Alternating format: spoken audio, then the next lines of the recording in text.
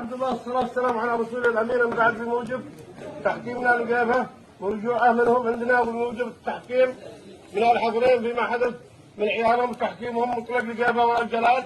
فالحادثة حدثت في هجرة وفي عرض وجيه من الهجرة سابقة ولاحقة على الحضرين وجيههم من الهجرة. وما حدث في ساري علي بن علي القافري بن محمد بن خوت محمد بن حضرين ومسلم بن محمد بن علي بن صالح بن حضرين من اعتداء بدون أي سبب إلا يريدون نهب سيارته وقتله. وهذه عادة منكرة بين القبائل مهما كان المبررات أن عيالهم يتعاطون المخدرات فالمريض والصاحي له ولا يحجيه أي محجة.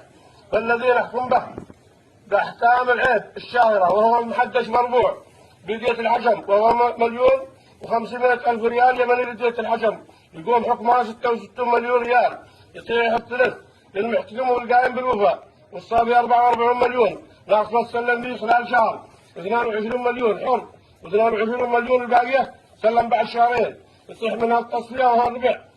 وأنا حاكم على الحضرين بمنع عيالهم الجناه المذكورين من دخول الهجرة لأجل سلامتهم وسلامة ربحهم. وأنا حاكم بالبندق التي شلت ب 11 غالي والغالي 200,000 يقوم 2,200,000 في شل البندق. أما ما قالوا في مقالهم كيفه غير البندق فقد الحكم شامل لله وهذا حكمنا باطل حسم وعلاج وبالله التوفيق.